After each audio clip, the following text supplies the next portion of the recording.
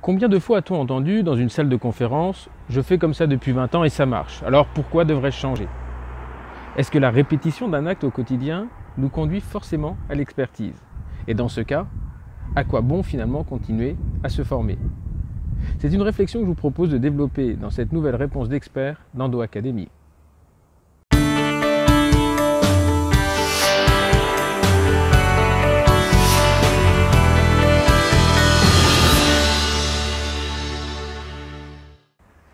Nous sommes tous conscients que le seul fait d'avoir le permis de conduire ne fait pas de nous des pilotes chevronnés. C'est le fait d'accumuler les kilomètres au volant d'une voiture qui fait que l'on acquiert des réflexes, mais également des mauvaises habitudes. Conduite à une main, le pied sur l'embrayage, etc. Et pourtant, il nous reste l'impression que sous prétexte que l'on a conduit 50, 100 ou 200 000 km, on est devenu un expert de la route. Jusqu'au jour où il y a un problème. Cette image est tout à fait transposable à l'exercice clinique d'un chirurgien dentiste et à d'autres professions d'ailleurs. Après notre formation initiale et un stage en cabinet, il n'est pas rare que l'on puisse avoir le sentiment de maîtriser une technique. L'endodontie, la prothèse fixée, les restaurations collées, etc., etc. Mais est-ce vraiment le cas ? Regardons le diagramme publié par David Dunning et Justin Kruger en 1999, le fameux effet Dunning-Kruger, qui est également appelé effet de surconfiance. Il n'est pas question ici d'une considération au premier degré d'accabler qui que ce soit de surconfiance en soi, mais il permet d'expliquer pourquoi la formation est importante, certainement dans nos domaines médicaux. En résumé de leurs travaux, les auteurs se sont intéressés à diverses compétences, conduite, jeu d'échecs, sport, etc. et concluent avec une citation de Darwin qui disait « L'ignorance engendre plus fréquemment la confiance en soi que ne le fait la connaissance ». Ignorance ici ne doit pas être pris au premier degré. Le fait de ne pas savoir et donc d'ignorer peut engendrer de la confiance, car finalement, ne pas être conscient du risque d'échec ou d'accident nous affranchit de l'appréhension et nous remplit de confiance. La fameuse chance du débutant. Quel enfant n'a jamais dit « Oh, trop fastoche !» Et puis, dans un cabinet dentaire, les situations cliniques s'accumulent, les traitements s'enchaînent, et par cette succession d'actes thérapeutiques, on a l'impression de gagner en expertise. Devient-on donc un expert en refaisant toujours et encore toujours la même chose? Devient-on champion du monde de slalom géant en descendant 10 fois par jour la même piste rouge?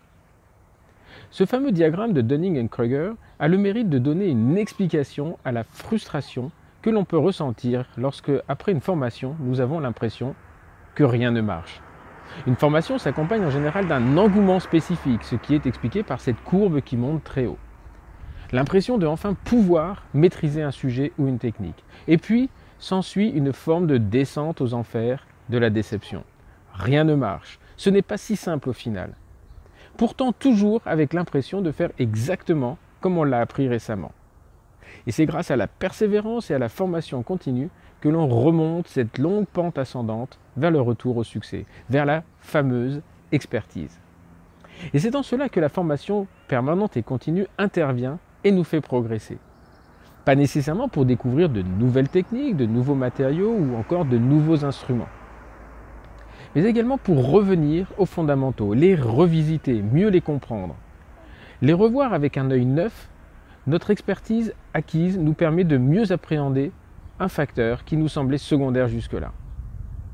La conicité d'un instrument par exemple, ok, on sait la mesurer, mais au final, à quoi ça sert?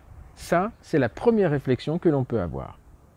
Et puis, après plusieurs mois d'expérience, on trouve l'intérêt de revenir à l'explication de son calcul. Cela nous aide à choisir un système ou un instrument ou une technique d'obturation par exemple. Comprendre est souvent plus facile lorsque l'on a de l'expérience, car en revenant aux choses, on sait exactement ce que l'on vient chercher. On comprend aussi très vite que l'on ne se forme pas en lisant une brochure d'un industriel ou un simple article clinique. Ces supports sont là pour éveiller notre curiosité et devraient nous conduire vers une formation adéquate et appropriée. Alors, se former, d'accord, mais comment ? Pour tenter de répondre à cette question, reprenons les conclusions de 4 auteurs du Center for Creative Leadership qui ont proposé la fameuse règle des 70-20-10. Mais qu'est-ce que cette règle et que dit-elle? Cette règle décrit la façon dont les professionnels ont l'habitude de se former. D'après eux, l'acquisition de connaissances se fait à 10% par la formation traditionnelle, que l'on appelle descendante, c'est-à-dire d'un enseignant vers les étudiants ou d'un conférencier vers des congressistes. 10% seulement. À 20% par les interactions sociales, les échanges entre confrères. On a d'ailleurs l'habitude de dire dans un congrès scientifique que l'on apprend plus dans les couloirs que dans les salles de conférence. Et 70% par l'expérience. Alors me direz-vous, cela est contradictoire avec le diagramme de Dunning-Kruger. En fait, pas du tout, car l'expérience regroupe bien évidemment notre expérience personnelle, mais également toute la formation continue. L'acquisition de connaissances nous nourrit, nous fait bouger, car au fond, il n'y a rien de pire que l'immobilisme. Il a d'ailleurs été démontré qu'un expert répétant les mêmes choses régulièrement était beaucoup moins performant après 30 ans de carrière qu'à ses débuts. Si dans certaines professions, la requalification est obligatoire, en aviation par exemple, c'est que les responsables sont vraiment conscients des dangers de l'immobilisme et de l'importance de la formation continue et surtout de la remise en question personnelle de l'individu. Alors, comme la formation descendante ne nourrit que 10% les apprenants, c'est à la formation de s'adapter, de devenir différente, de venir combler un défaut, des manquements. Le e-learning est une façon d'appréhender les choses à condition qu'elles ne retombent pas dans les mêmes travers, à savoir une simple formation descendante. Le numérique apporte de nombreux outils qui permettent d'enseigner différemment, mais n'est pas une solution à lui seul.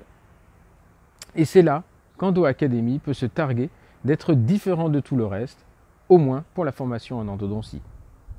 À très bientôt.